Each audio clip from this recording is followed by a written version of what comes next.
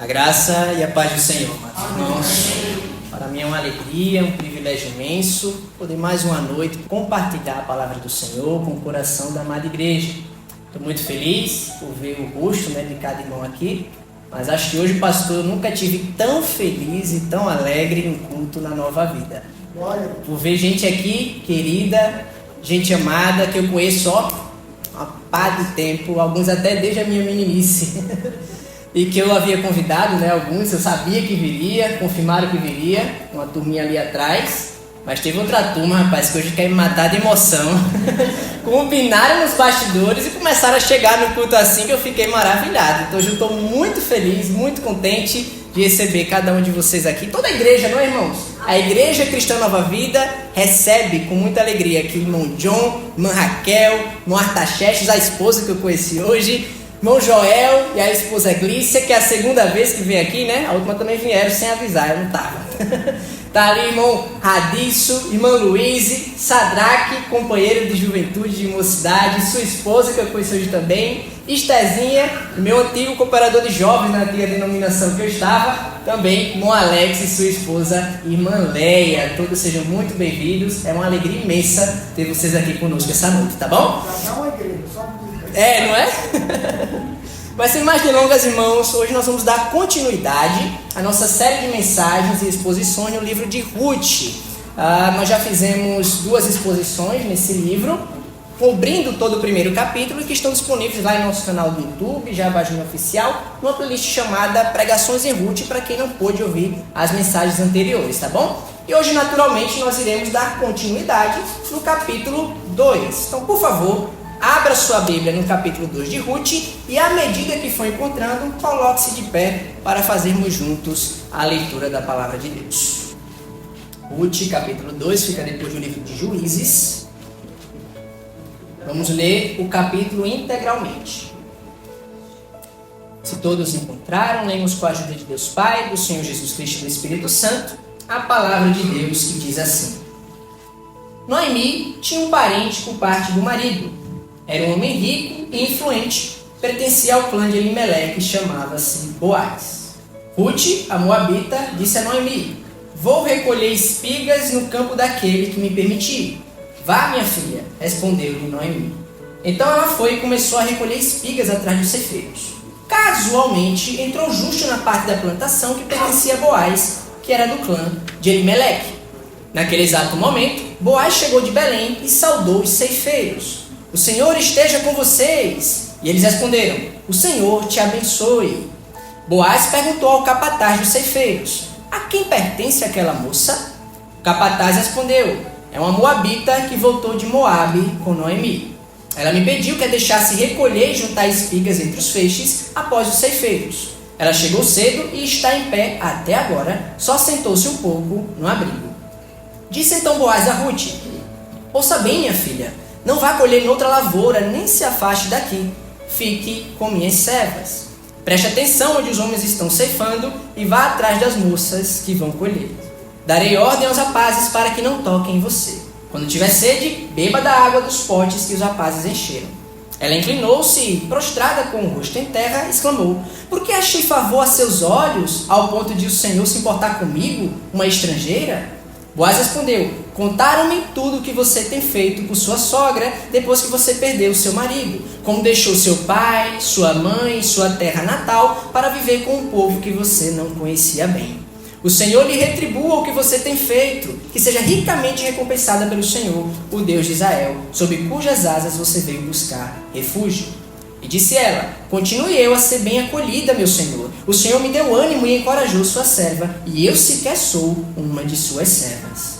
Na hora da refeição, Boaz lhe disse: Venha cá, pegue um pedaço de pão e molhe no vinagre. Quando ela se sentou junto aos ceifeiros, Boaz lhe ofereceu grãos tostados. Ela comeu até ficar satisfeita, e ainda sobrou. Quando ela se levantou para recolher espigas, Boaz deu estas ordens a seus servos: Mesmo que ela recolha entre os feixes, não a repreendam. Ao contrário, quando estiverem colhendo, tirem para ela algumas espigas dos feixes e deixem-nas cair para que ela as recolha e não a impeça. E assim Ruth colheu na lavoura até o entardecer. Depois debulhou o que tinham ajuntado, quase uma arroba de cevada. Carregou-a para o povoado e sua sogra viu quanto Ruth havia recolhido quando ela lhe ofereceu o que havia sobrado da refeição. A sogra lhe perguntou: onde você colheu hoje? Onde trabalhou? Bendito seja aquele que se importou com você. Então Ruth contou à sogra com quem tinha trabalhado: o nome do homem com quem trabalhei hoje é Boaz. E Noemi exclamou: seja ele abençoado pelo Senhor, que não deixa de ser leal e bondoso com os vivos e com os mortos. E acrescentou: aquele homem é nosso parente, é um de nossos resgatadores. E Ruth, a moabita, continuou: pois ele mesmo me disse: fique com os meus ceifeiros até que termine toda a minha colheita. Então Noemi aconselhou a sua nora Ruth: é melhor mesmo você ir com as servas dele, minha filha. Noutra lavoura poderiam molestá-la. Assim Ruth ficou com as servas de Boaz para recolher espigas até acabarem as colheitas de cevada e de trigo, e continuou morando com a sua sogra. Senhor, nosso amado Deus e poderoso Pai que está nos céus, e cremos que também por fé, no meio da Tua igreja, onde habitas ricamente entre os louvores. Queremos te agradecer, Senhor Deus, pela leitura da Tua palavra e te suplicar que nesse momento faça nossos corações terra fértil para receber a semente que será plantada nessa noite. Que este, Senhor Deus, que será mero vaso e instrumento em Tuas mãos, possa expor com fidelidade a Tua palavra, pois sabemos que se fielmente exposta, ela não torna vazia, mas faz aquilo para a qual foi enviada. Assim cremos em Teu nome, confiando no Teu Espírito Santo, em nome de Jesus Cristo, que é bendito e vive para todo sempre. Amém. Poder se sentar, meus irmãos. Vamos iniciar com uma breve recapitulação de menos de 5 minutos do que vimos até aqui, apenas para contextualizar e saber de onde nós vamos partir, né? A continuidade dessa história. Nós vimos nas duas mensagens anteriores, principalmente na primeira, que foram os 5 primeiros versículos do primeiro capítulo, que houve uma grande fome que se abateu sobre Belém, sobre a terra de Israel. E essa fome acabou ocasionando a saída de Elimeleque, Noemi e sua família da terra da promessa para uma terra pagã chamada Moabe. O que, diante do Senhor, foi um pecado da família. E por que foi um pecado? Porque naquele período, nessa época da história da redenção, as promessas de Deus eram geograficamente localizadas. E localizadas particularmente naquela terra que Deus havia, sob tanto esforço, e sangue, e suor e peregrinação do povo de Deus no Egito, dado ao seu povo depois que eles entraram com Josué naquela terra. Então Elimeleque, mesmo possuindo um nome que no original em hebraico significa Deus é meu rei, preferiu não ficar na terra do seu rei, mas ir para uma terra pagã, que não era a terra da promessa. E por causa desse pecado, ele recebeu aquele que é o salário do pecado. E qual é o salário do pecado, irmãos? A morte. Infelizmente, uma tragédia se abateu sobre essa família na terra de Moabe. E Elimeleque, que pensou em ir para Moabe em caráter temporário, apenas enquanto durasse a fome, depois voltaria para Israel, acabou fazendo uma viagem permanente e sendo enterrado fora da terra da promessa. Seus 2 filhos, Malom e Quilion, também pecaram contra o Senhor, casando-se com 2 moças pagãs, Orfa e Ruth. E a palavra do Senhor veda isso, tá certo, jovens? De que se casem com pessoas estranhas à fé, não é? Mas apesar do pecado dos 2 filhos, Deus também é especialista em transformar, muitas das vezes, o mal que nós fazemos em um bem maior final, segundo os seus propósitos. Como, por exemplo, aconteceu com José, não é? E que seus irmãos intentaram mal contra ele, mas quando José se revela para os seus irmãos, fala: olha, vocês intentaram mal contra mim, mas Deus tornou o mal que vocês fizeram em bem. E assim também, em uma dessas noras, nós vamos ver aqui, que é a que batiza esse livro, o Senhor fez uma operação de conversão na vida dela e a incluiu na própria genealogia do Messias. Porque sendo bisavó de Davi e Davi antepassado de Jesus, a pagã, a estrangeira, a estranha a Israel, que era Ruth, acabou entrando na genealogia do nosso Senhor e Salvador Jesus Cristo. Mas por causa do pecado, também veio o salário do pecado sobre os 2 meninos, sobre os 2 rapazes. E a morte também se abateu sobre eles, e eles foram enterrados fora da terra da promessa. Mas ficaram lá as noras de Elimeleque e a sua esposa, 3 mulheres que ficaram ali como viúvas, sem proteção masculina e empobrecidas, foram buscar provisão e acabaram ficando até pior do que estavam em Israel.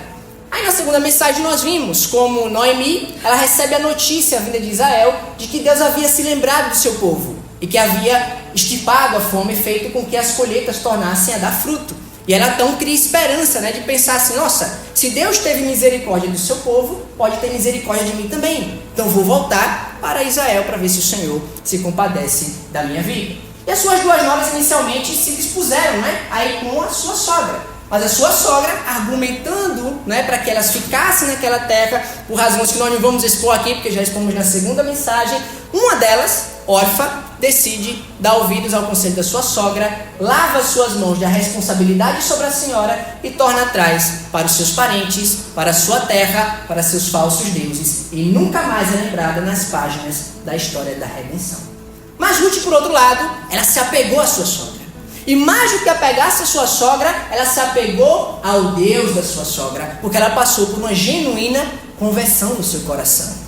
E então, quando a sua sogra insiste que ela fique lá em Moabe, ela recusa e faz uma das declarações mais épicas de toda a Bíblia, quando ela olha para sua sogra Noemi e diz: onde tu fores, eu irei, onde repousares, repousarei. O teu povo é o meu povo, e o teu Deus é o meu Deus. E a sua sogra, vendo que ela insistia em continuar e voltar para Israel com ela, deixou chegar em Belém. Na época da colheita, começava a colheita da cevada, durava mais ou menos 1 mês e meio, entrava na colheita do trigo, que terminava em Pentecostes, que era 50 dias após a Páscoa. Mas elas chegaram empobrecidas, sem nada, enfim, uma situação bem trágica, que é essa que nós vamos ver agora, neste capítulo 2. E perceba, irmãos, então, nesse capítulo 2, que é o que nós vamos expor agora, que se trata de uma história bem simples, o capítulo. Trata-se da história de um dia de trabalho, de Ruth acordando pela manhã, vendo que precisava prover a casa, cuidar dela mesma e da sua sogra, e decidindo ir trabalhar coletando espigas nos campos fora de Belém. E então ela vai, trabalha, Deus abençoa seu dia e ela volta para casa com um saco cheio de espigas. Então é uma história bastante simples, não é? Mas nessa história simples, eu vou hoje refletir um pouquinho com os irmãos de um dos assuntos mais complexos da história da teologia cristã.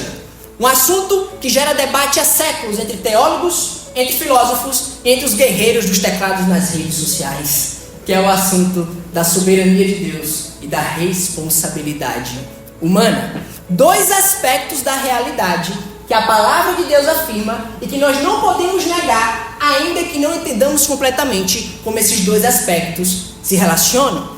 Essas duas verdades, de que Deus é soberano e nós somos responsáveis. O que é algo muito complexo, por quê? Porque a gente se pergunta, como é que pode então Deus ter controle sobre todas as coisas, Deus ser soberano, mas do nosso pecado nós mesmos sermos responsáveis e não Ele? É algo complexo que teólogos discutem imensamente. Nós vamos discutir hoje esses dois aspectos da realidade, afirmando-os, não negando nenhum deles, demonstrando que, embora não entendamos completamente, eles são harmônicos e não são inimigos. Soberania de Deus e responsabilidade humana não são inimigas. Como diria até um grande pregador puritano chamado de príncipe dos pregadores, Charles Spurgeon, você não precisa reconciliar velhos amigos. Soberania de Deus e responsabilidade humana estão desde o princípio do mundo de mãos dadas, andando como amigas, ainda que nós não entendamos perfeitamente como é que se dá a dinâmica dessa amizade. Mas é sobre esse assunto complexo que nós vamos ver hoje, essa história tão simples de um dia de trabalho de Ruth. Ruth, irmãos, ela se depara com um dilema relacionado a isso, a soberania de Deus e responsabilidade humana. E o dilema é esse. Você ora e confia que Deus vai prover sobrenaturalmente, você não precisa fazer nada, ou você arregaça as mangas e vai para o trabalho assumindo a responsabilidade. E aí, você tem que fazer uma coisa ou outra? Esse é um dilema que eu e você nos deparamos muitas vezes na vida, O que é que nós devemos fazer? Nós devemos agir ou nós devemos simplesmente orar, colocar na mão do Senhor e confiar que Ele vai fazer alguma coisa? Quer ver só um exemplo de quando você se depara com esse tipo de dilema? Para pensar em quando você fica doente. O que é que você tem que fazer? Você tem que orar e confiar que Deus vai sobrenaturalmente te curar do nada, que nós cremos que Ele pode fazê-lo, sem sombra de dúvidas, mas você só faz isso? Ou você assume a responsabilidade e vai na farmácia e compra o remédio? Bom, eu pergunto isso porque não sei os irmãos, mas eu já vi crentes antigos, geralmente no meio pentecostal, que são terminantemente contra tomar qualquer remédio. Vocês já viram esse tipo de crente? Que até tomar uma dipirona eles consideram pecado. Aí você pergunta, qual é a argumentação por trás disso? Não, porque se você tomar um remédio, você não está confiando no Senhor. É falta de fé. Você não crê que Ele cura. O certo é pôr o joelho no chão, orar e Deus vai curar. Tomar remédio é falta de fé. É claro, irmãos, que isso é uma visão bem distorcida da soberania de Deus. Porque você confiar na soberania de Deus não significa não usufruir dos benefícios da providência dele com a ciência médica e com a ciência farmacêutica. A gente pode usufruir daquilo que Deus em sua soberania nos tem provido por meio da ciência, não é? Mas também, irmãos, existe o outro lado, que nós somos maioria, né? Nós estamos incluídos, que penso eu que a maioria dos irmãos aqui está incluído nisso, que é o lado daqueles que, quando ficam doentes, só oram a Deus se for algo muito sério. Se for algo pouco sério, você não costuma orar, não é? Você está com a dorzinha de cabeça, o que é que você faz? Você vai incomodar Deus com a dor de cabeça? Não, você assume a responsabilidade, vai na farmácia e compra dipirona. Ou então, você está agonizando, você também assume a responsabilidade, vai na farmácia e compra um Histamin. Está gripado, vai lá e compra o Benegripe. Está com resfriadinho ou com a gripezinha, você vai na farmácia e compra uma cloroquina. Brincadeira, tá, irmãos? Acho que nem todo mundo pegou a referência. É claro, irmãos, que eu, como proprietário de farmácia, eu acho ótimo quando as pessoas assumem a responsabilidade e vão lá comprar remédio na farmácia. Mas cristãos maduros sabem bem que não precisam escolher entre uma coisa ou outra. Você pode, ao mesmo tempo que confia na soberania de Deus e na sua providência, assumir a responsabilidade e fazer aquilo que está sobre a tua obrigação, aquilo que é a tua parte de fazer. E é sobre tal assunto, tal dilema, que nós vamos aqui se deparar e nós vamos discutir nesta noite. Veja comigo, por favor, os 2 primeiros versículos deste capítulo. Diz assim: Noemi tinha um parente por parte do marido. Era um homem rico e influente. Pertencia ao clã de Elimelec e chamava-se Boaz. Ruth, a moabita, disse a Noemi: vou recolher espigas no campo daquele que me permitiu. Irmãos, notem que esse primeiro versículo ele parece um tanto quanto deslocado na narrativa, não é? Porque até então, o autor do livro de Ruth vinha falando de a história da família de Elimelec, vinha falando de Ruth, vinha falando de Noemi, e do nada, abruptamente, ele coloca um personagem novo, assim, sem mais nem menos na história. Boaz, né? Que era um homem rico e influente lá em Belém, lá em Israel. Parece perdido isso, mas nós vamos ver daqui a pouco que não. Nós vamos retornar e ver que é proposital ter apresentado esse personagem agora. Mas note no versículo 2 que nós nos deparamos com uma Ruth que estava na terra da promessa, sim, mas ela estava lá sem proteção masculina, estava lá empobrecida, tendo uma sogra para cuidar e ainda com a despensa vazia. E enquanto a sua sogra ela fica um tanto quanto estagnada, não é? Porque estava, enfim, amargurada, estava um tanto quanto depressiva. Inclusive ela chega a mudar o seu nome, né, no final do primeiro capítulo, de Noemi, que significa em hebraico ditosa e amorosa, ela muda para Mara, que significa o quê? Amargurado, amarga, né? Então ela estava lá, toda murmurando pelos cantos, sem força nem de agir, de fazer alguma coisa. Mas Ruth, por outro lado, ela não age como a sua sogra. Ela decide não ficar murmurando, apesar da situação difícil. Ela decide não ficar esperando na bondade alheia. Mas ela assume a responsabilidade, e note aqui já a responsabilidade humana aparecendo. Ela arregaça as mangas, decide que vai trabalhar. Ela decide que vai coletar espigas nos campos ao redor de Belém. E como é que se dava, irmãos, essa colheita? Como é que se dava esse trabalho que Ruth iria fazer?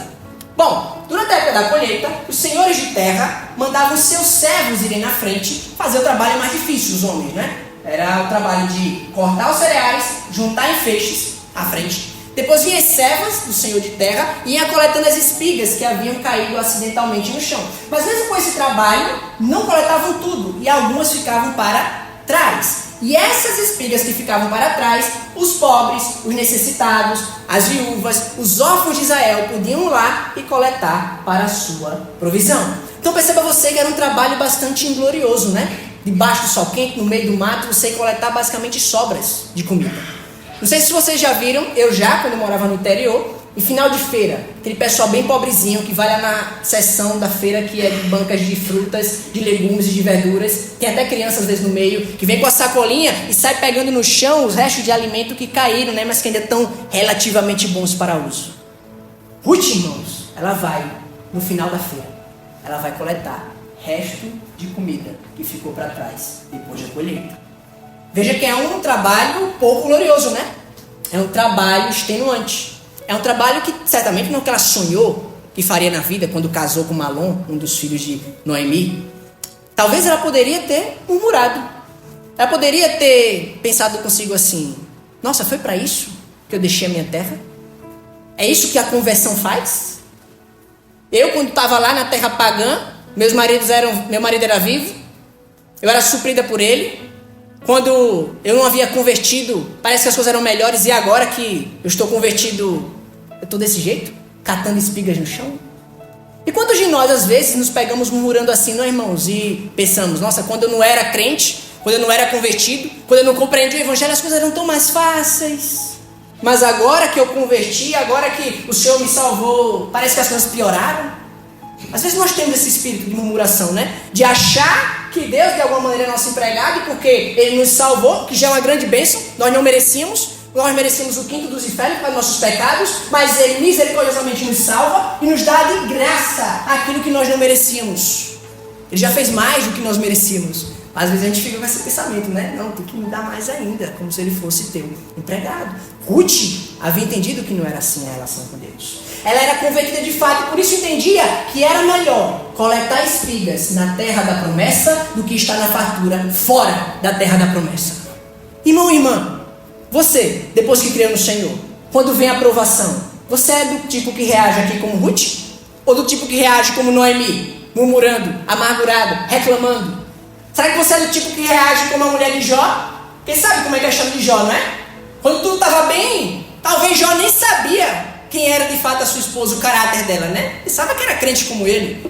Mas aí Deus permite que o diabo toque na família de Jó, mate seus filhos, tire os seus bens, toque até na sua saúde. E ele começa então a raspar as feridas na pele, não é? Com um caco de telha. O que é que a sua esposa fala nessa hora? Em outras palavras, trazendo aqui para os nossos dias, olha assim para ele e fala: olha, quem te viu, quem te vê, hein? Quem tu eras e quem tu és agora. Se eu fosse você, amaldiçoava esse Deus e morreria.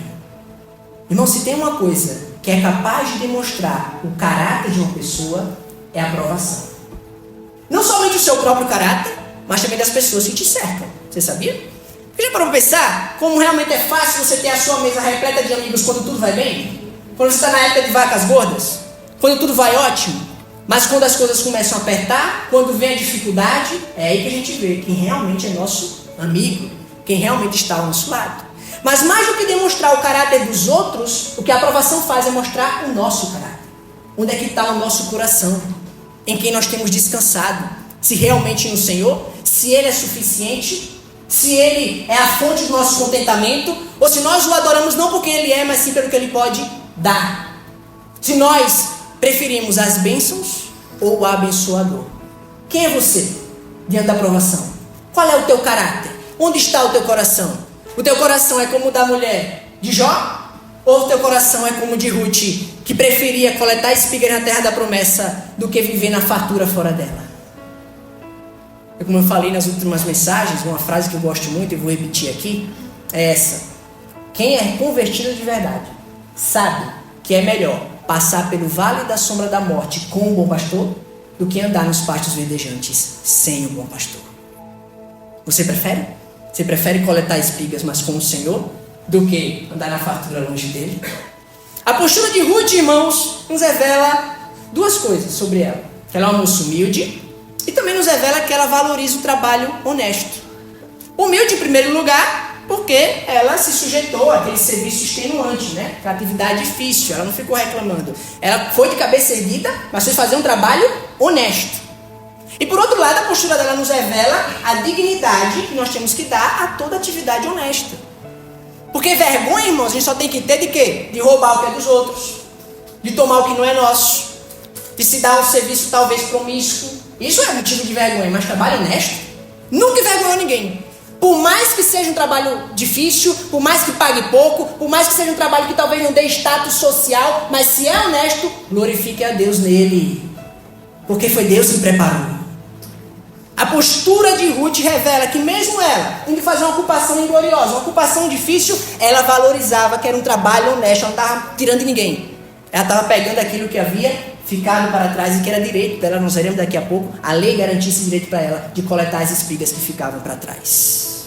Quanta gente, irmão, que às vezes fica sem trabalhar por preconceitos com certas profissões e atividades que consideram pouco gloriosas, isso aqui não é para mim, minha mãe não me criou para isso. Tem gente que pensa assim, não é?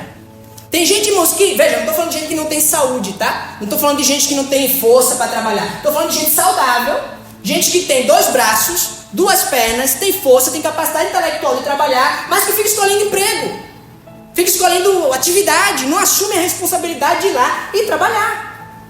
Às vezes pessoas jovens, isso é um fenômeno tão moderno hoje em dia, irmãos, pessoas jovens adultos que, enfim, não trabalham, não estudam, não fazem nada, que os sociólogos têm até dado nome para esses jovens. É a geração neném. Você já ouviu falar?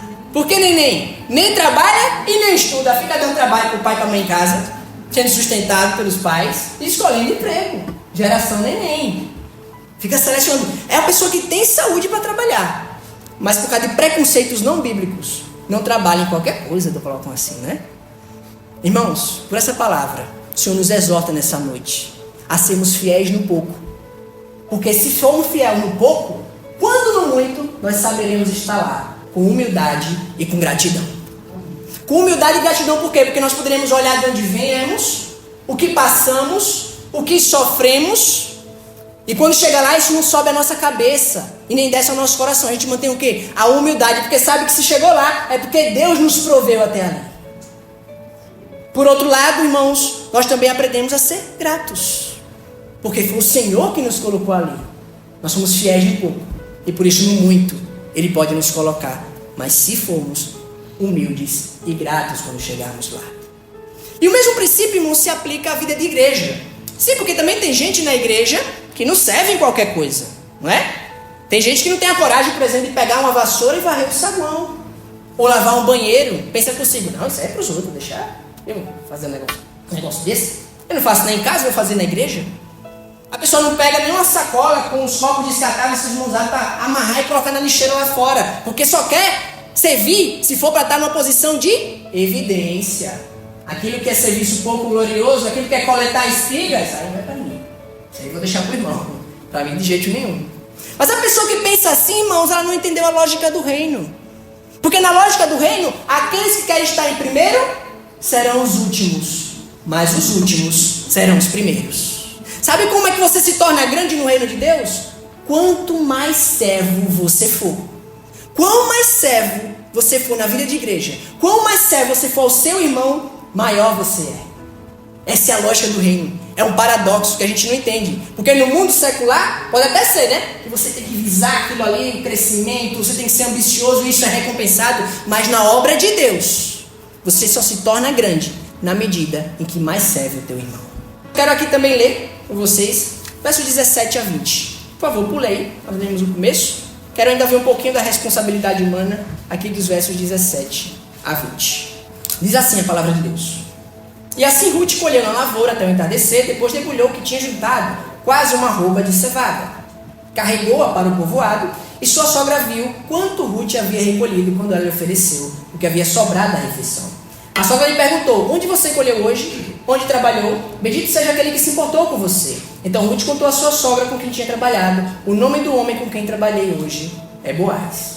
E Noemi exclamou, seja ele abençoado pelo Senhor, que não deixa de ser leal e bondoso com os vivos e com os mortos. E acrescentou, aquele homem é nosso parente, é um de nossos resgatadores. Aqui, irmãos, eu quero chamar a atenção da postura que Ruth tem quando ela chega em casa. Sim, porque além da responsabilidade de trabalhar, para prover as duas, que ela tinha assumido essa responsabilidade sobre ela e sobre a sua sogra, ela demonstra, irmãos, que não era mesquinha, que era de fato generosa. Porque quando ela chega em casa, a sua sogra não lhe pede o resultado do seu trabalho. Não é como se a sua sogra chegasse lá e dissesse, pô, minha filha, me dá um pouquinho do que você colheu, eu fiquei o dia inteiro em casa aqui, murmurando, não me mexi. Não, a própria Ruth chega na sua sogra e oferece o fruto do seu trabalho. Veja aí, no verso 18, diz assim, ó, que ela carrega o saco, não é, de espigas para o povoado, e a sua sogra viu quanto Ruth havia recolhido, quando ela quem? Ruth, lhe ofereceu o que havia sobrado da refeição. Então a própria Ruth não é mesquinha, ela demonstra aí o que nós podemos chamar de responsabilidade, da generosidade que Deus espera que tanto eu quanto os irmãos tenham também na obra de Deus e para com o nosso próximo. Ruth poderia ter dito, né, para Noemi, vá lá e colha você também, vá lá e faça o trabalho, isso aqui eu me esforcei o dia inteiro, fiquei debaixo do sol quente, fiquei em pé o dia inteirinho coletando espigas e trabalho glorioso. Você tem que fazer também se você quiser comer. Mas de modo nenhum, ela foi bondosa e compartilhou com a sua sogra. Porque nenhum de nós, irmãos, temos tão pouco que não podemos compartilhar com o nosso próximo. Nenhum de nós, tá? Isso é em termos de dinheiro, isso é em termos de tempo, isso é em termos de dons e de talentos. De dinheiro, irmãos, nós devemos aprender a olhar para aqueles que menos têm, que têm menos do que nós. Porque ao fazê-lo, esse exercício de você olhar para quem tem menos do que você, gera tanto, por um lado, a gratidão no teu coração, como gera também a generosidade. A gratidão porque você vai olhar para quem tem menos, e às vezes você pode até pensar que tem muito pouco, mas comparado a algumas pessoas, Deus tem te enriquecido bastante. Você tem que aprender o que é ser grato, então. Porque quando você olha para aquele que tem menos, você fala, rapaz, Deus tem sido bondoso comigo. Deus tem me sustentado, Deus tem provido. Paulo vai dizer lá em 1 Timóteo capítulo 6, se não falha a memória, que tendo o que comer, o que vestir, nós devemos estar o quê? Contentes com isso. Nós devemos estar gratos a Deus pela sua provisão. Olhar para os que menos têm e compartilhar com eles gera, em primeiro lugar, essa noção de gratidão em nosso coração pelo que Deus tem nos dado.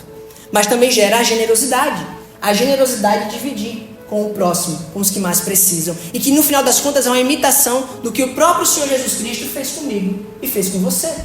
Porque quem éramos nós, irmãos? Se não pessoas empobrecidas pelo pecado, mortos em nossas ofensas e transgressões, mas diz as Escrituras que Deus, sendo rico em misericórdia, compartilhou conosco o quê? Do seu amor, da sua graça. Nos amou quando ainda éramos mortos em nossas transgressões. Ele foi o que conosco? Generoso. Então quando você é generoso com o próximo, que tem menos do que você está imitando a quem em última instância? Aquele que te salvou. Você está apontando para Cristo quando ajuda os que mais precisam. Mas não apenas em termos de dinheiro, irmãos, também em termos de tempo, de talento, de dons. Mesma coisa dentro de igreja, não é? Porque tem gente, irmãos, que não serve na vida de igreja porque pensa às vezes, né? Nossa, mas eu não tenho tantos dons, eu não tenho tantos talentos. Às vezes olha para o irmão e pensa, nossa, aquele irmão é tão cheio de talento, eu sou tão fraquinho, tão pequenininho. Mas sabe quando é que você vai descobrir qual é o dom e o talento que você tem? Sabe quando você vai descobrir em que você pode compartilhar com o próximo? Quando você se dispor a servir. É servindo que você descobre em que Deus pode te usar. Em que Deus pode te fazer instrumento em tuas mãos. Se você fica de braço cruzado e não serve, não se dispõe, não doa teu tempo para a obra de Deus, você nunca vai descobrir qual é o teu dom, o teu talento e para o que Deus quer te usar na sua obra. Mas no momento em que você se dispõe a servir, a compartilhar do teu tempo com o próximo, nessa hora você descobre quais são os dons e os talentos que Deus te delegou e podem ser úteis na vida de igreja. Além disso, irmãos, nós vemos aqui que o exemplo de Ruth nos mostra que mesmo ela sendo a nora, mesmo sendo ela aquela que talvez devesse ser aprovida pela sogra, já que a sogra era, digamos assim, a mais velha, que deveria se responsabilizar sobre a sua nora, ela é quem se responsabiliza pela senhora. E mostra com isso, irmãos, que ninguém é tão pequeno que não possa ajudar o próximo, e ninguém é tão grande que não possa receber a ajuda do próximo. Vida de igreja é muito isso, já percebeu? Vida de igreja é vida de servir ao próximo e também de sermos servidos. Não pense você que você é tão grande que não possa aprender com o teu irmão. Mas também não pense você que é tão pequeno que não possa ensinar, que não tem com o que contribuir. Se você até hoje não serviu e não sabe qual é o teu dom e teu talento, o Senhor te fala por essa palavra, começa a servir. Começa a dispor do teu tempo na igreja, nos eventos da igreja, nas reuniões. Esteja com os irmãos. Quando marca o evangelismo, vai lá fazer evangelismo também. Ou então quando tem uma limpeza da igreja, vem servir na limpeza da igreja. Começa a servir no dia a dia. E você vai perceber nesse cotidiano qual é o teu dom, qual é o teu talento. Você vai descobrir a tua vocação. E você que já sabe qual é, sirva o seu próximo. Mas não deixe jamais que teus dons e talentos subam a cabeça ao ponto de você também não ter a humildade de aprender com teu irmão quando for necessário também. Porque a Escritura nos diz, né? Lá em Provérbios, que nós somos como ferro afiando ferro. Ou seja, nós estamos sempre lapidando uns aos outros, sempre afiando uns aos outros. Uma hora você é o que ensina, mas também tem outra hora que você é o que aprende. Isso é o que nós aprendemos aqui na responsabilidade que Ruth toma, né? Que outra hora ela foi sustentada pela família do marido, pelo seu marido, mas agora é ela quem se torna responsável pela mãe. do seu falecido marido. Percebe? Tem hora que você serve, mas tem hora que você é servido. Além disso, irmãos, eu quero chamar a atenção aqui para vocês, no verso 19, para o fato de que Ruth, ela conta as bênçãos recebidas para a sua sogra. Note que a sua sogra lhe pergunta, né? Onde é que você conseguiu tudo isso? Onde é que você esteve trabalhando hoje? E Ruth poderia ter respondido com indiferença. Ela poderia ter dito, não, eu tive um dia trabalhoso, um dia difícil, vou embora tomar um banho e dormir que eu estou cansada. Ela poderia ter respondido dessa maneira apática, não é? Mas o texto mostra que ela responde à sua sogra com alegria, com entusiasmo. E a alegria que Ruth demonstra ao contar à sua sogra as bênçãos recebidas começa a adocicar o coração amargurado de Noemi. Como é que Noemi iniciou esse dia? Noemi iniciou esse dia o quê? Lá, murmurando nos cantos, sem força nem de ir trabalhar, de se sustentar, porque estava amargurada demais para isso. Mas quando termina o dia, que pergunta a sua nora onde é que ela conseguiu tudo aquilo, que a Ruth conta com alegria, aquela amargurada Noemi solta um brado de louvor a Deus. Olha aí, irmãos, no verso 20. Noemi exclamou, seja ele abençoado pelo Senhor, que não deixa de ser leal e bondoso com os vivos e com os mortos. Um coração amargurado começa a ser adocicado pela alegria contagiante com a qual Ruth conta as bênçãos que ela recebeu do Senhor. Será que nós temos, irmãos, contado as bênçãos do Senhor em nossas vidas? Para o nosso próximo? Bênçãos ordinárias, tá? Porque veja, a bênção que Ruth conta aqui não é uma bênção extraordinária. Não é como se ela tivesse saído para trabalhar e Deus tivesse sobrenaturalmente mandado maná assim do céu, na frente dela. Não. Ela foi e contou bênçãos ordinárias. Ela simplesmente trabalhou e seu trabalho foi frutífero. Mas ela contou com alegria. Porque nisso nós vemos já o que aí? Junto à responsabilidade humana de Ruth, nós vemos a soberania de Deus. Quem foi que proveu o trabalho de Ruth para que fosse abençoado? Senão o próprio Deus. Ela começa então a contar as bênçãos com alegria porque ela vê que nos mínimos detalhes Deus estava cuidando dela e da sua sogra. Será que você tem contado as bênçãos, irmão, do seu dia a dia? Você tem contado a presença de Deus e a sua mão soberana nos menores detalhes? No cotidiano, coisas ordinárias, nem precisa ser algo extraordinário. Porque eu tenho certeza que se você contasse as bênçãos com mais frequência, menos vítima de amargura você seria.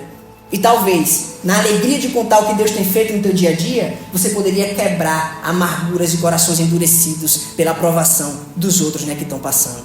O marido, por exemplo, quando chega em casa, em vez de chegar cansado, né, reclamando do dia, quando a esposa lhe pergunta como é que foi, ele pode fazer como Ruth e contar com alegria. Olha, meu bem, eu tinha um plano, né, um projeto no trabalho e hoje eu consegui colocar em prática.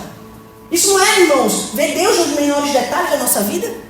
Ou ainda, eu fui elogiado pelo meu chefe, ou fui elogiado por um cliente. Você começa a contar coisas simples do dia a dia, mas com alegria. E quem sabe a esposa que estava em casa talvez ia arrancar os cabelos, né? Um dia estressante que teve, começa então, pela alegria do marido, a ser admoestada. E talvez aquele estresse, talvez aquela agonia com que ela se encontrava, começa então a ser aplacada pela alegria do marido, contando as bênçãos recebidas no dia. Ou também o inverso, né? Pode ser que realmente o marido chegue bem estressado do dia, mas se ele chega em casa e encontra uma mulher rixosa, capaz de dar nele o dia que teve, né, estressante, é capaz de piorar, né? Porque diz o ditado popular, que 2 bicudos não se bicam. Mas se ele encontra em casa uma mulher grata a Deus, pelos menores detalhes. Meu bem, hoje o dia foi difícil, foi tão cansativo, hoje, olha, um cliente me comeu a paciência.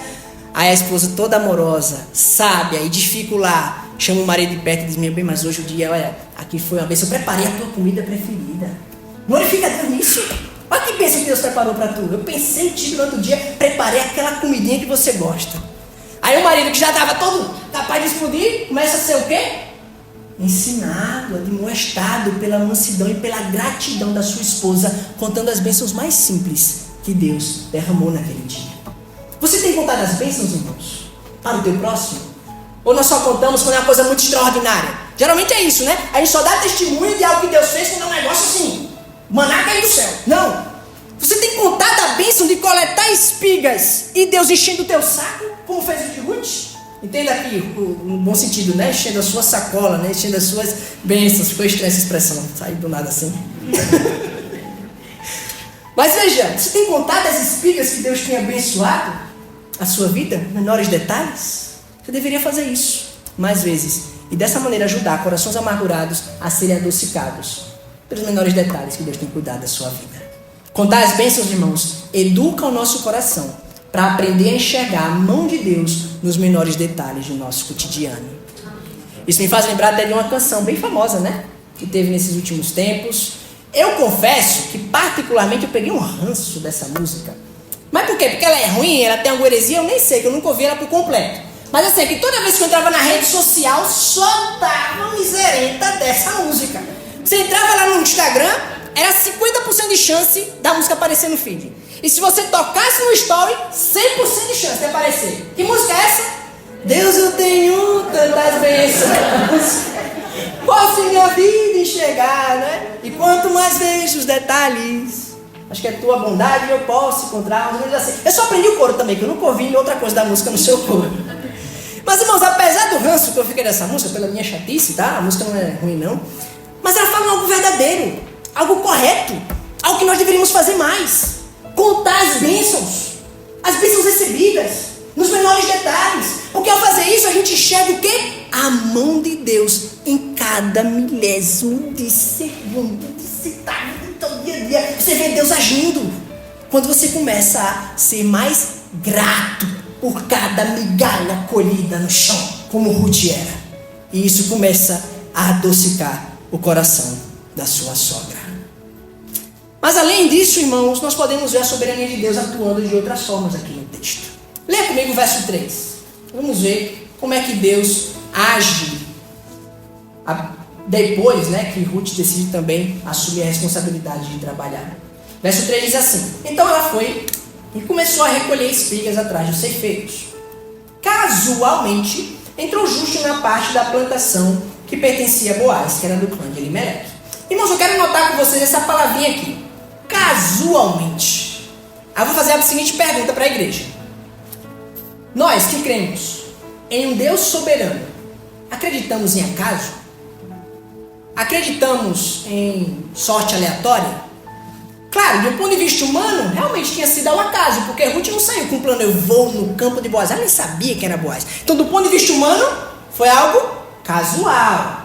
Foi algo assim, por acaso. A Almeida Revista Atualizada fala por acaso, a NVI fala casualmente. Mas eu gosto da tradução da NVT, porque ela tira essa noção de aleatoriedade. Ela diz assim, NVT: e aconteceu que Ruth chegou ao campo de Boaz. Pergunta: quem levou Ruth especificamente ao campo de Boaz?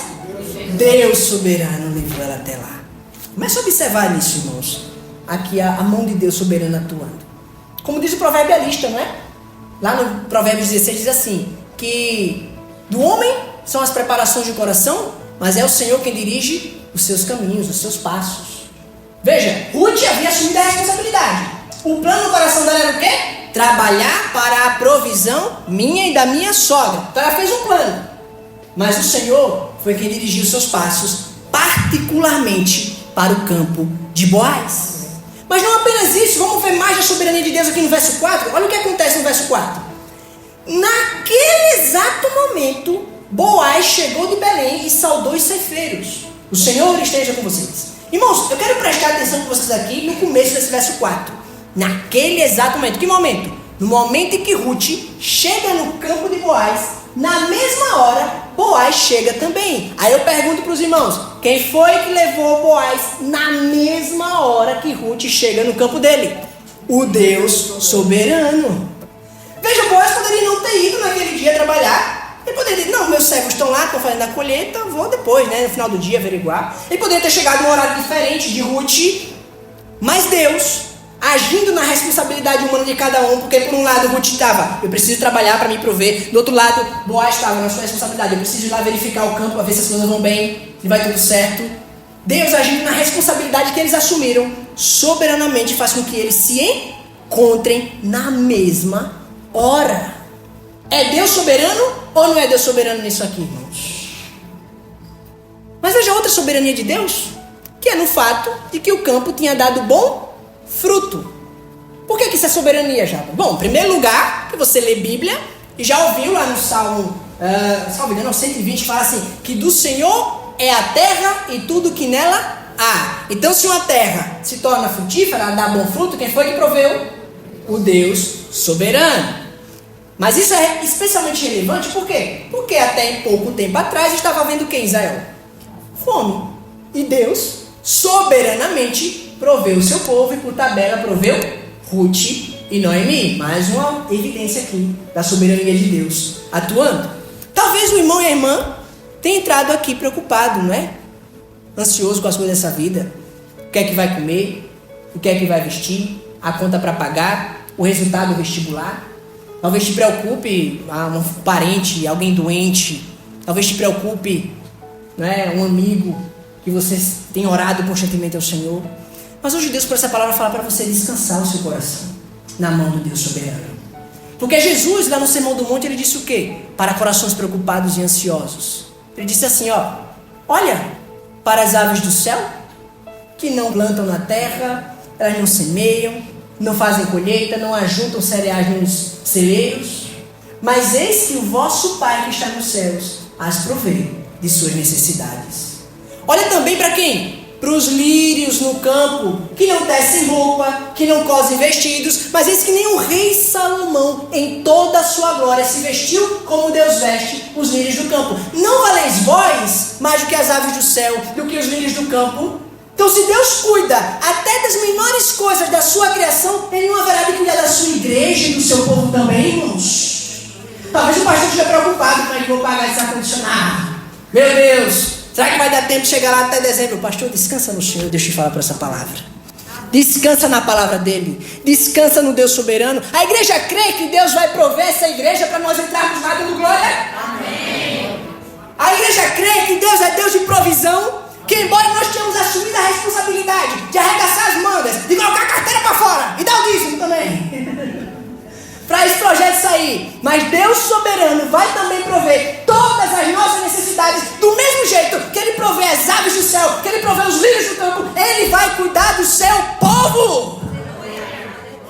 Glória ao nome santo do Senhor, irmãos, Ele tem cuidado da tua vida, não há motivo de se preocupar, Ele é Deus soberano. Mas vamos ver outra soberania de Deus aqui no texto. É que Ruth, ela chega no campo de Boaz, na mesma hora que Boaz chega. Ela chega no campo que deu boa colheita, que Deus abençoou, e que é um campo, veja bem, em que a lei de Deus era observada. E por que, Jarbas Júnior, isso é algo relevante? Por que a lei de Deus foi observada no campo de Boaz era algo relevante? Irmãos, vamos nos lembrar, isso aqui acontece em que época mesmo? Na época dos juízes. E como é que era a época dos juízes? Era um povo muito rebelde, que não guardava aliança, que cada um fazia, como diz o livro dos juízes, o que parecia certo aos seus próprios olhos. Ou seja, cada um era lei sobre si mesmo. Então assim, você encontrar gente fiel, guardando a palavra no tempo do juiz era uma raridade.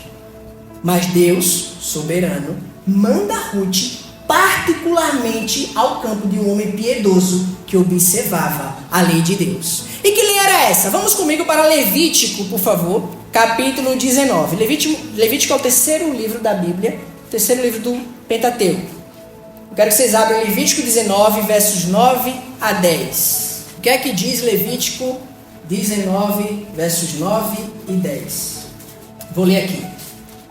Essa é a famosa lei da respigadura, tá, irmãos? Vocês vão aprender agora uma das leis dos judeus. É uma das leis que Deus havia disposto no Pentateuco.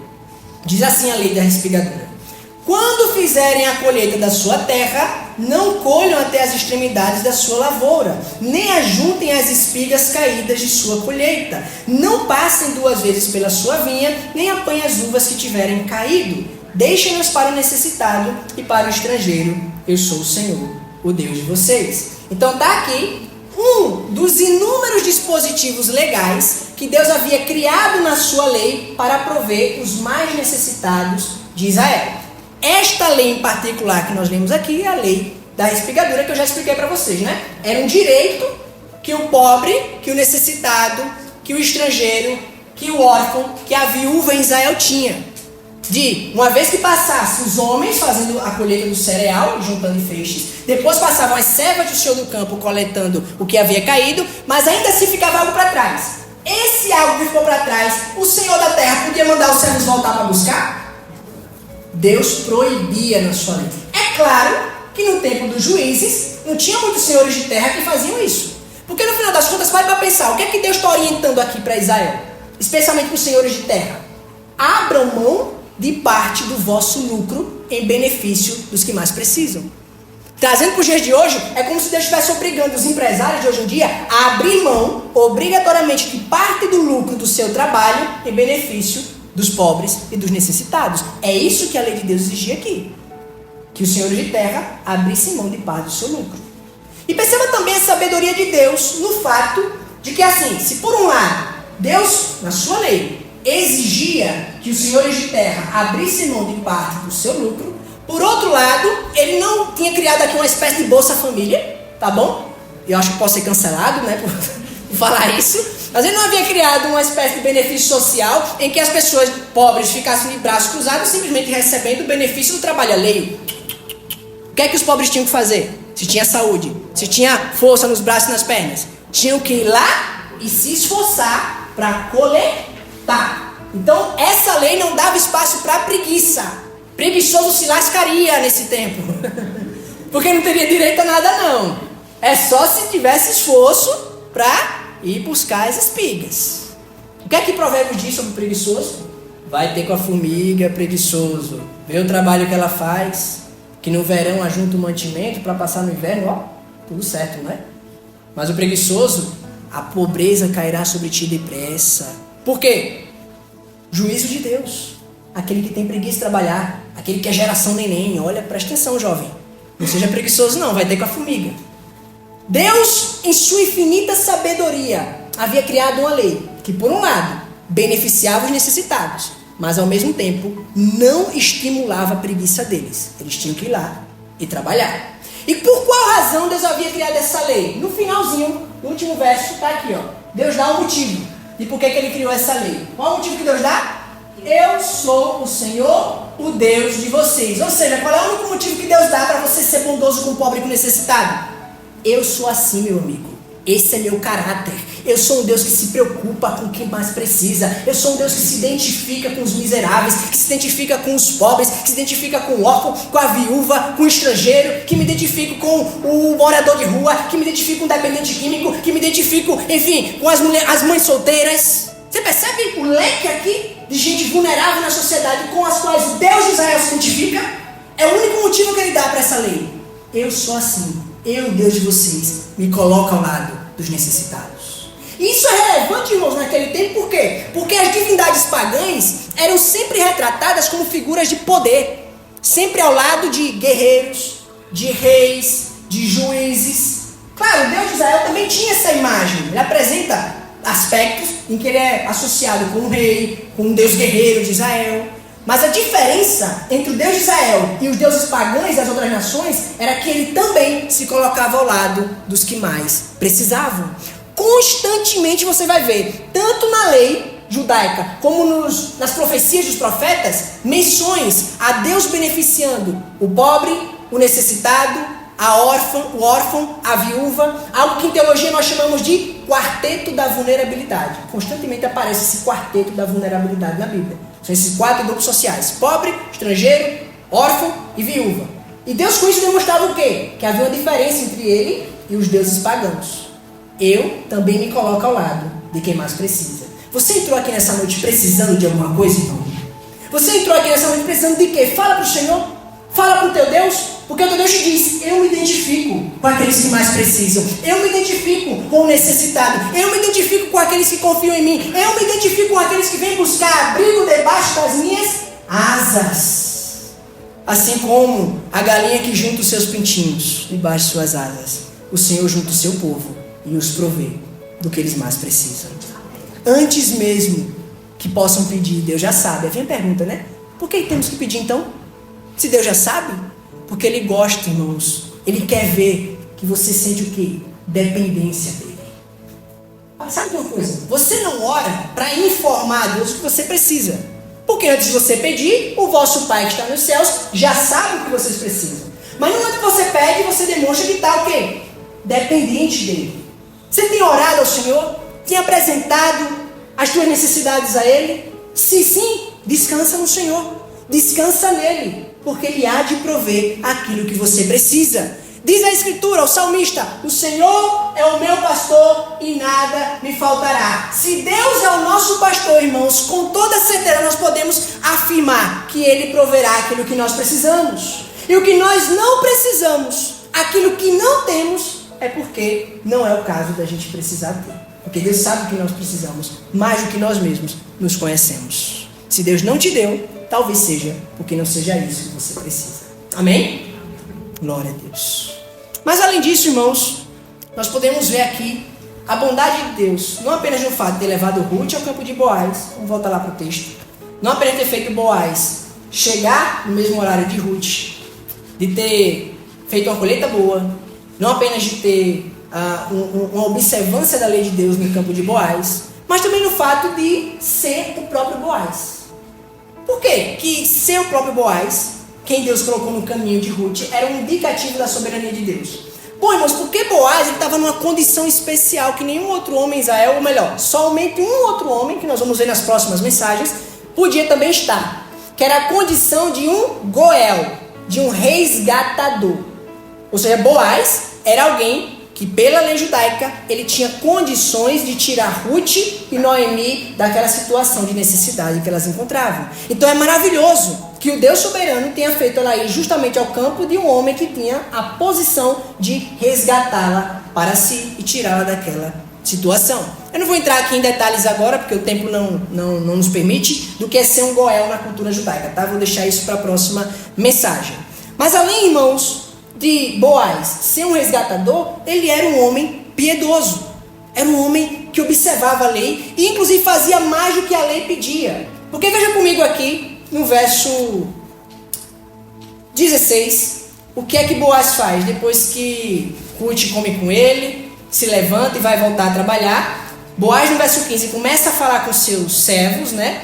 Dizendo para eles não repreenderem Ruth se ela fosse colher entre os feixes. E no verso 16 ele diz: ao contrário, quando estiverem colhendo, tirem para ela algumas espigas dos feixes e deixem-nas cair para que ela as recolha e não a impeça. Aí eu pergunto para os irmãos: Boaz era obrigado a fazer isso? O que é que a lei da espigadura obrigava ele a fazer? Não voltar atrás para pegar as espigas que acidentalmente haviam caído. Mas ele é um homem tão piedoso, um homem tão generoso, tão fiel a Deus, que ele faz mais do que a lei lhe exige. Ele dá ordem aos seus servos: olha, intencionalmente, propositalmente, vocês vão pegar essas espigas e vão jogar no chão, que é para Ruth pegar. Olha o Deus soberano e providente, suprindo a necessidade da sua serva. Porque talvez, se ela tivesse apenas ficado com as espigas que caíram acidentalmente, ela teria voltado com o saco cheio para casa, para alimentar Noemi. Mas no momento em que Boaz fala: peguem as espigas. Olha, irmão, você tem noção do quão generoso tem que ser? Porque, veja, ele estava abrindo mão do lucro dele. Para pensar dessa maneira, ele é um empresário, o seu campo ali, vamos colocar nos nossos termos, tá? Ele está ali no seu campo. O fruto do seu trabalho é a colheita. Então aquilo é o lucro do trabalho dele, que ele espera ali passar o ano inteiro até chegar a época da colheita para pegar o lucro, usufruir. Mas ele propositalmente não só abre mão do lucro que a lei exigia que ele abrisse, mas ele ainda vai mais, vai além e pega mais do que era necessário e dá para sua, né, para Ruth ali, para os pobres, para os necessitados. Então é um homem tão generoso que fazia além do que Deus pedia. Irmãos, existe discussão entre os teólogos, não é? Entre, por exemplo, se a lei do dízimo é ou não para a igreja cristã. A nossa denominação, o nosso pastor, crê que sim, né? E falam que é mandamento para a igreja cristã. Mas independentemente da visão de qualquer teólogo, todo teólogo bíblico pensará o seguinte: que nosso coração deveria ser tão trabalhado na graça de Deus que o dízimo seria um padrão mínimo de oferta. O dízimo é o mínimo que você pode dar, que você deveria dar. Ah, irmão Jabas, você está falando isso? De jeito nenhum. Quem falou isso foi Jesus. Quer que eu diga para você o que foi que ele falou? Lá no Sermão do Monte, quando lá em Mateus capítulo 5 ele diz o seguinte: se a vossa justiça não for superior à dos fariseus, de modo nenhum entrareis nos céus. E os fariseus, irmãos, eles dizimavam. Portanto, se a nossa justiça deve exceder a dos fariseus e os fariseus dizimavam, o que é que o dízimo deveria ser para a igreja? A porcentagem de 10%.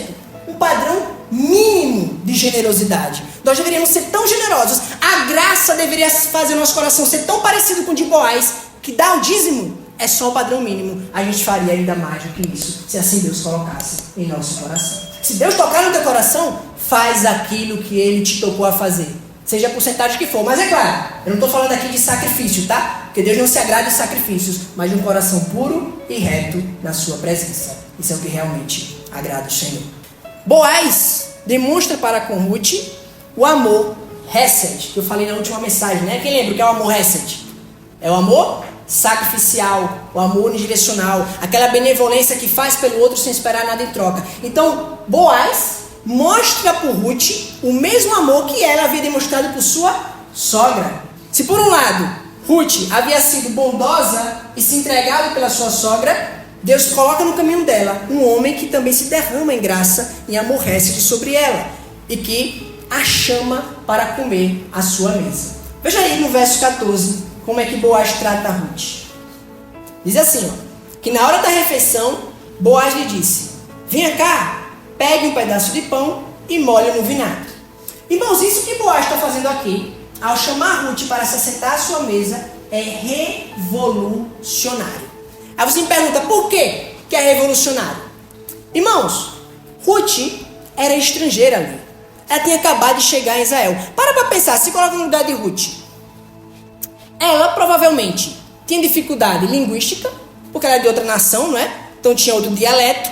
Então ela estava com dificuldade, talvez, né? Até de se adaptar a outra cultura. Imagine você viajar para outro país, que você mal conhece como são os costumes lá, como é a cultura. Você não tem dificuldade em se adaptar? Então ela era estranha, tinha acabado de chegar ali em Israel. Então tinha dificuldade idiomática. Talvez ela tivesse, irmãos, a maneira de vestir das moabitas. E talvez as mulheres judias olhassem para ela e vestiam a moabita. Você se lembra que a gente falou na última mensagem qual é a visão típica que os israelitas têm das mulheres moabitas? Por causa do histórico de Israel com Moabe, eles viam as moabitas como mulheres o quê? Promíscuas, sensuais. Então imagina o preconceito que Ruth, em uma terra estranha, que ela não conhecia, devia sofrer. Mas então vem Boaz, quebrando barreiras culturais, e a chama para se assentar à sua mesa. E o que é curioso, irmãos, na mesa de Boaz, veja no verso 15, ou melhor, ainda no verso 14 ainda, que ele chama a Ruth para se sentar com ele, e ela se senta junto aos ceifeiros, onde Boaz também está. Ou seja, na mesa de Boaz, ele come junto com seus servos. É uma mesa que não faz acepção de pessoas, que não distingue ninguém por classe social, por cor de pele, por condição financeira. Na mesa de Boaz, os seus servos comem do mesmo que ele está comendo ali. Parou para pensar nisso? Talvez por isso que a relação de Boaz com seus servos é tão harmônica no verso 4. Chega lá Boaz no campo e fala, a paz do Senhor. Os seus servos respondem, Deus o abençoe. Você vê que respeito que os servos têm por Boaz? Porque tudo tinha a ver com a maneira como Boaz tratava os seus servos, comendo na mesa dele. Mas não apenas os seus servos, ele chama a esquisita, a excluída, a estranha, a moabita Ruth, para comer do que ele comia. A mesa de Boaz, irmãos, portanto, revela comunhão, revela intimidade. Sim, porque comer junto é intimidade, irmãos. É algo profundamente íntimo. Eu não sei se vocês já tiveram a experiência de se sentar na praça da alimentação do shopping, sozinho para comer, fazer uma refeição, e do nada chega um esquisito com um sanduíche do teu lado e começa a comer perto de você. Eu fico todo, sabe? Eu vou até pro lado, porque é estranho. Mesa, comer junto, revela o quê? Revela intimidade, revela comunhão. Sentar junto à mesa é como nós fazemos nos domingos pela manhã, antes da EBD aqui, no nosso café teológico. Todos nós, rico e pobre, branco, negro, homem e mulher, nos sentamos juntos para comer a mesma coisa. Comunhão. Portanto, Boaz, ele aqui faz algo revolucionário porque ele revela o quê? Que na mesa dele tem comunhão, não tem acepção de pessoas. E o Senhor pergunta para essa igreja, como é que você tem tratado o seu próximo? Como é que nós temos recebido pessoas na igreja? Será que nós fazemos acepção? Será que nós colocamos, de repente, uma preferência para o rico? Nós fazemos uma preferência para quem? Nós julgamos pela aparência? Bem-aventurado é aquele que enxerga não com os olhos do homem, mas que enxerga com os olhos de Deus, que vai para além da aparência, mas enxerga o coração.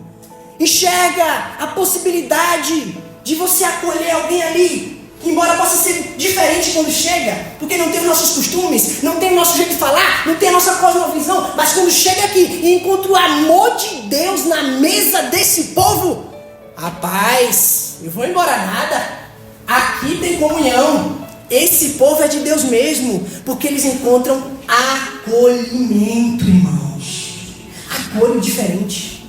Se chegar um diferente aqui na igreja, às vezes alguém tatuado, cheio das pinças, cima a baixo, às vezes o cabelo nos estilos assim, tudo pintado, não olha de canto não olha para a aparência, não faz como Samuel na casa de Jessé, que olhou os filhos de Jessé, eita, esse é guerreiro, esse aqui deve ser o futuro rei de Israel, mas vem o Senhor e repreende o profeta no seu coração, olha meu filho, você está só olhando a aparência, mas eu enxergo o coração, e nenhum desses é o meu rei escolhido. Deus manda então que ele orientasse Jessé a buscar aquele filho franzino, ruivinho, que ninguém dá nada por ele, lá no meio do campo.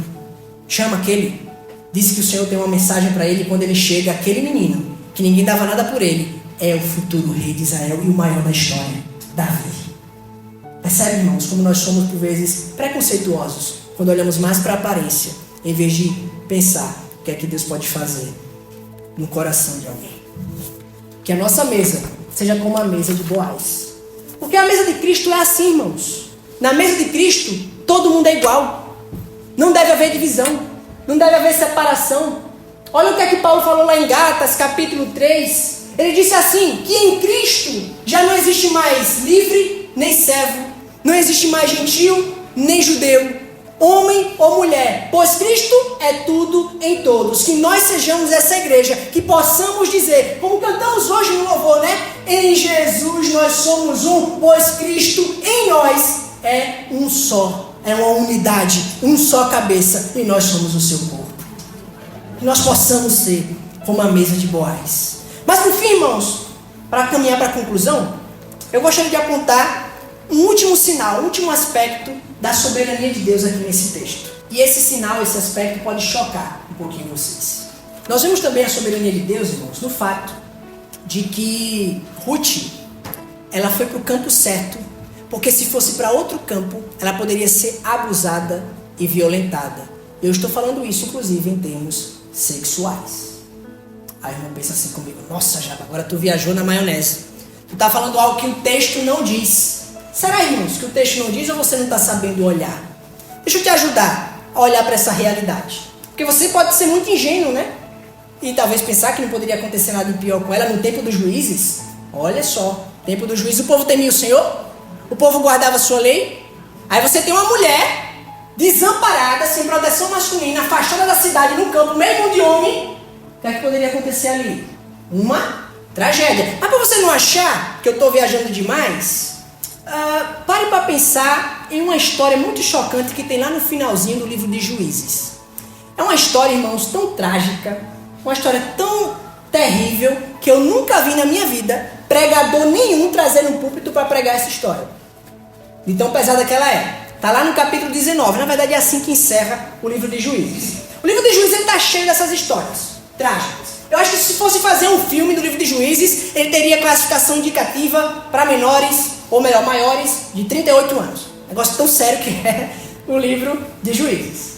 E essa história em particular eu vou falar bem rapidamente, resumidamente, para você ter noção do que é que poderia acontecer com uma mulher na época dos Juízes. Capítulo 19, não precisa abrir a sua Bíblia, eu vou resumir, tá? Conta a história de um certo levita que morava, levita é quem era da tribo de Levi, tá bem, irmãos? E ele morava nas terras de Efraim, lá nas montanhas da tribo de Efraim, que era outra tribo de Israel. E ele então decide tomar uma mulher por esposa, uma mulher belemita, ou seja, uma mulher da cidade de Belém. E o casamento deles é bem conturbado, sabe? Fica entre idas e vindas, até que em dado momento a mulher decide sair de casa e ir para a casa do seu pai. Passado algum tempo, alguns meses, aquele homem levita decide se reconciliar com a sua esposa e ir buscá-la na casa do sogro. Quando chega lá, o sogro recebe alegremente, eles comem e bebem por quase uma semana. Até que então, reconciliado com sua esposa, o homem levita decide voltar para casa em Efraim. Só que quando ele sai de casa, ele já sai assim tarde do dia. E por isso que não dá tempo dele chegar em casa. Quando cai a noite, ele entra na metade do caminho e ele se vê forçado a parar. Então entra ele, a sua mulher, o seu servo e os jumentinhos dele, numa cidade chamada Gibeá, que era da tribo de Benjamim. E lá eles ficam na praça da cidade, esperando que alguém oferecesse o quê? Morada para eles, para eles pernoitarem, né? Passarem a noite. Mas ninguém oferece. Até que vem o senhorzinho do campo, de ter trabalhado o dia inteiro, vê que eles estão ali na praça e decide perguntar de onde é que eles vinham, para onde iriam, né? Quem eles eram. E eles contam tudo para ele. Então aquele senhorzinho se dispõe a oferecer a sua casa para receber aquele pessoal e passarem a noite ali. Muito bem, eles vão, comem, tomam banho e quando se preparando para dormir, homens maus da cidade de Gibeá decidem lá importunar a casa do senhorzinho, porque eles haviam visto que o senhorzinho trouxe, né, aquele levita, sua esposa, os servos jumentinhos para sua casa. E eles começam a esmurrar a porta do senhorzinho e diz: traz esse levita para fora, para que tenhamos relações com ele. Eu não preciso nem dizer que tipo de relações era essa que eles queriam ter com o levita. O senhorzinho abre a porta desesperado, fala: não, pelo amor de Deus, não traga essa vergonha para minha casa, porque o homem é meu hóspede. Eis aqui a minha filha virgem, façam com ela o que vocês quiserem. Mas eles recusam, eles querem o levita. Daí o levita ele intervém e oferece então a sua esposa para aqueles homens. E os homens pegam aquela mulher, tarde da noite. E diz o texto bíblico que passa a madrugada inteira abusando, violentando e surrando aquela mulher até o raiar do dia. Quando raia o dia, eles deixam ela e ela vai se arrastando, irmãos, de volta para casa do senhorzinho. Mas ela está tão acabada que ela não tem sequer forças de bater na porta. Ela cai no chão com a mão na soleira. O seu marido acorda, abre a porta, vê a mulher lá, chama por ela, mas ela não responde. E é aí que ele toma nota que o que ele tinha ali no chão era só um corpo sem vida. Percebe o que é que poderia acontecer com a mulher no período dos juízes? E a história não acaba aqui, irmãos. Ah, fica pior já, mas fica pior. Aquele homem pega o corpo sem vida da sua mulher, coloca no jumentinho, volta para Efraim, e chegando lá, ele tira uma faca do bolso, esquarteja a mulher em 12 partes e distribui as 12 partes do corpo para as tribos de Israel, o que dá início a uma guerra civil. Você percebe que época louca, que época conturbada, e que o povo não tinha o menor temor de Deus, que era a época dos juízes? Aí eu pergunto para os irmãos: se Ruth tivesse ido parar no campo de um homem ímpio, cujos servos não fossem influenciados pela masculinidade bíblica do seu Senhor, como os servos de Boaz eram, será que poderia acontecer uma tragédia com ela? Mas talvez você não esteja convencido. Talvez você pense: você está inventando nesse texto. Será mesmo? Vamos ver o que Boaz podia dizer a respeito desse assunto. Veja o verso 9. O que é que Boaz fala? No verso 9, ele está falando com Ruth e diz o seguinte: preste atenção onde os homens estão ceifando e vá atrás das moças que vão colher. Darei ordem aos rapazes para que não toquem em você. Então Boaz também aventou a possibilidade de que, se no campo errado, uma tragédia podia acontecer com essa moça. Mas talvez a minha análise aqui e também a fala de Boaz não me convençam. Vejamos o que é que Noemi, a sogra, então, tem a dizer sobre esse assunto. Veja aí no verso 22 o que é que Noemi fala. Então Noemi aconselhou a sua nora Ruth: é melhor mesmo você ir com as servas dele, minha filha, porque noutra lavoura poderiam molestá-la. Você percebe? Boaz, Noemi e esse orelha seca aqui, dizendo que podia acontecer o pior se ela fosse parar no campo errado. Vocês conseguem perceber a mão soberana de Deus guiando cada passo que Ruth trilhou, mesmo sem ela perceber, mesmo sem ela saber? Deus estava o tempo todo guardando ela. Aí eu pergunto para os irmãos: quantas circunstâncias, irmãos, acontecem na minha e na tua vida que nós não vemos, que nós não percebemos, mas é Deus nos guardando e nos protegendo? Para pensar, por exemplo, naquele atraso que te livra de um acidente no trânsito, que se você tivesse saído na hora, estaria implicado naquele acidente. Não estou aqui fazendo apologia a atraso não, tá, irmão? A gente tem que procurar cumprir a nossa responsabilidade, né? E cumprir os horários. Mas às vezes tem coisas que acontecem na nossa vida que a gente não vê, a gente não percebe, mas é Deus guardando e protegendo o tempo todo. Para pensar naquele caso que comoveu o país alguns meses atrás, do voo da Voipés saindo do Paraná, indo para Guarulhos, onde o avião caiu em parafuso e não houve nenhum sobrevivente? Você sabia que naquele voo teve passageiro que não entrou por 2 minutos de atraso? Para pensar, irmãos. Não quer você por 2 minutos não morrer. Deus guardou ou não guardou essa pessoa? Certamente não era a hora dela. Deus guardou. Eu fico imaginando como deve ter sido a cena para esse passageiro que perdeu esse voo por 2 minutos. Ele chegando aperreado no guichê lá no aeroporto. Meu Deus, suado, olhando pro relógio. Chega lá no guichê. Moça, pelo amor de Deus, aconteceu um acidente no trânsito e eu não consegui chegar na hora. Me deixa entrar, só foram 2 minutos. A moça, felizmente, meu senhor, já fechamos aqui o embarque, o check-in. Não dá mais para fazer. Talvez ele tenha tentado argumentar, mas tem gente me esperando lá em São Paulo. Eu tenho um compromisso marcado. Não tem o que fazer. Me desculpe, já acabou. Fechou o horário. Agora só no próximo voo. Aí talvez ele tenha esbravejado, né, irmãos? Talvez ele tenha ficado frustrado, pensando no prejuízo. Meu Deus, que prejuízo. Eu paguei a passagem, mas perdi o voo. E agora é dinheiro jogado no lixo. Talvez ele tenha ligado o pessoal esbravejando. Olha, eu vou ter que pegar outro voo. Eu perdi aqui, rapaz, esse voo. Eu cheguei por causa de 2 minutos, não deixaram entrar. Talvez ele tenha xingado a moça do guichê. Por causa de 2 minutos, miserável, não deixa entrar. Mas então, horas depois, ele entra nas redes sociais e se depara com a notícia bem grande. Avião da Voipés, saindo do Paraná com destino a Guarulhos, cai e não resta sobrevivente. Irmãos, imagina como deve ter sido para esse rapaz, para esse passageiro. Por 2 minutos, ele foi liberto de uma queda de avião. Recebeu um livramento do Senhor. Você já parou para pensar que muita coisa que te acontece é Deus te livrando lá na frente? Talvez coisas que você esbraveje, que você fique chateado porque aconteceu dessa maneira. Para pensar, por exemplo, naquele relacionamento que não prosperou. Você achou que tinha encontrado talvez o homem da tua vida. Achou que tinha encontrado a mulher dos teus sonhos. Tudo ia bem, 1000 maravilhas. Mas então, por alguma razão, o relacionamento acaba. E você, assim como o rapaz do guichê, atrasado por 2 minutos, começa a esbravejar e perguntar: Senhor, por que eu? Por que nada na minha vida dá certo? Eu achei que agora ia. Era uma pessoa tão legal, tão bacana. Eu achei que dessa vez eu ia casar. Mas de repente, irmãos, o fim do relacionamento tenha sido Deus te livrando de uma futura queda de avião lá na frente. Já parou para pensar nisso? Cada detalhe que acontece na nossa vida, uma vida que está nas mãos de um Deus soberano, as mãos de um Deus que não perde controle de absolutamente nada, um Deus que você pode descansar, um Deus que você pode confiar. Não há razão de você reclamar naquilo que acontece, porque muita coisa que você não vê, Deus tem te guardado, Deus tem te protegido, Deus tem te resguardado, porque você é do seu povo.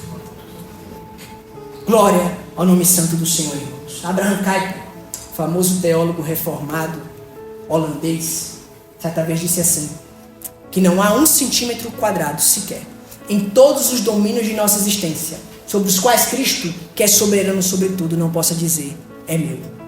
Esse é um Deus soberano que controla cada detalhe da nossa vida, e isso deveria trazer paz ao seu coração.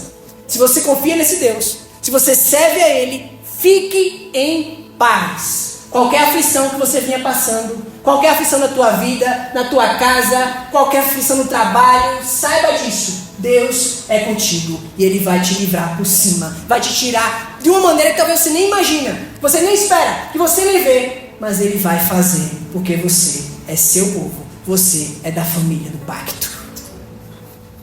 Vamos agora, irmãos, para a conclusão. O que é que a gente aprende com tudo isso? Nós aprendemos, irmãos, a respeito da relação entre a nossa responsabilidade. Tem coisas que estão sob a nossa responsabilidade de fazer, mas que em tudo isso o nosso Deus guarda, protege e faz com que concorram para o bom propósito ao fim. As Escrituras dizem que não há nada que aconteça em nossa vida, né? Que não coopere para o bem, se nós amamos ao Senhor. O bem que no final das contas nos conformar à imagem de Jesus. Eu sei que isso é difícil, né, da gente entender numa cultura tão autocentrada, tão antropocêntrica como a nossa. Uma cultura que é comum a gente enaltecer pessoas que saíram do absoluto zero, saíram dali de uma situação difícil, e parece, né, muitas das vezes a cultura demonstra assim, que elas galgaram posição somente pelos seus méritos, somente assumindo a responsabilidade e chegando lá e vencendo na vida. Mas a gente aprendeu hoje, irmãos, que por trás de toda a responsabilidade humana há uma providência soberana. De maneira que assim como Ruth assumiu a sua responsabilidade, mas essa responsabilidade sozinha não poderia fazer nada se Deus não tivesse agido, assim também, irmãos, nós somos muitas vezes alvo da bondade de Deus, da sua soberania, que sozinhos, agindo só por nossa própria capacidade, a gente certamente não conseguiria realizar muita coisa. Mas Jesus falou, né? Que sem Ele nada podemos fazer, mas com Ele nós certamente já temos a vitória garantida em nossas mãos. Nós já temos segurança. Ruth, ela foi alvo da bondade do Senhor, uma bondade que era proveniente das suas promessas, mesmo que ela não era, parte do povo da promessa. Ela não nasceu na aliança, ela não nasceu debaixo do pacto, mas pela fé em Deus, ela foi inserida na família do pacto. E quantos de nós também não nascemos debaixo da aliança? Quantos de nós também não nascemos na família do pacto? Mas pela fé em Jesus, nós fomos incluídos. E agora podemos experimentar do cuidado desse amor de um Deus soberano sobre nós. E qual foi, irmãos, a maior evidência e demonstração do amor soberano de Deus na minha e na tua vida? A morte do seu filho, que foi entregue para salvar pecadores miseráveis como eu e como você. Jesus, naquela cruz, o seu sangue incluiu estrangeiros na família. Estrangeiros como Ruth, estrangeiros como você, estrangeiros como eu, para que nós pudéssemos não coletar espigas no caminho, mas sim nos assentarmos na mesa do Senhor. Numa mesa que dominicalmente a gente se reúne aqui com essa família da fé para nos alimentarmos da palavra de Deus e de uma refeição pactual em que com pão e vinho nós somos nutridos física e espiritualmente na comunhão com o nosso Senhor Jesus. E tudo isso foi obtido pela maior expressão do amor do Deus soberano naquele duro madeiro da cruz. Portanto, querido, vá para casa hoje, orando pela tua semana, confiando no Deus da providência. E amanhã, segunda-feira, corra atrás dos seus objetivos, cumpra com as suas responsabilidades, confiando os teus planos nas mãos desse Deus soberano que tem cuidado de você. Para que, independentemente de você conseguir concretizar ou não os teus objetivos, o teu coração esteja descansado nesse Deus, seguro de que Ele tem cuidado da tua vida. No mesmo espírito daquela famosa canção, eu gosto muito dela, e que diz assim: se Deus fizer, Ele é Deus, se não fizer, Ele é Deus, se a porta abrir, ajuda nós, Ele é Deus, mas se fechar, continua sendo Deus. Se a doença vier, Ele é Deus. Se curado eu for, Ele é Deus. Se tudo der certo, Ele é Deus. Mas se não der, continua sendo Deus. Os irmãos perceberam que como cantor sou um ótimo pregador, né? Oremos, queridos. Senhor nosso Deus e maravilhoso Pai que está nos céus, graças te damos pelo teu cuidado soberano sobre as nossas vidas, Senhor. Nós que éramos tão empobrecidos pelo pecado, mortos em nossas ofensas e transgressões, mas em tua rica misericórdia, tu olhou com carinho para nós e nos incluiu na tua família, debaixo da tua aliança, para usufruir, Senhor Deus, desses benefícios que somente o teu povo pode usufruir à tua mesa. Graças te damos que nessa noite nós somos supridos mais uma vez. Tu nos nutriste, Senhor Deus, com a tua palavra. Te suplicamos que ela venha, Senhor Deus, frutificar em nosso coração, gerando fruto não somente para nós mesmos, mas também para as pessoas à nossa volta, com quem nós compartilharemos desse pão que hoje tu nos destes. Graças te damos por tudo. Leva-nos em paz para nossos lares provisórios, nos livrando dos mal e também dos acidentes, Senhor Deus, para a glória do teu nome. Apresentamos a nossa semana e que ela seja abençoada em nome do Senhor Jesus. Amém.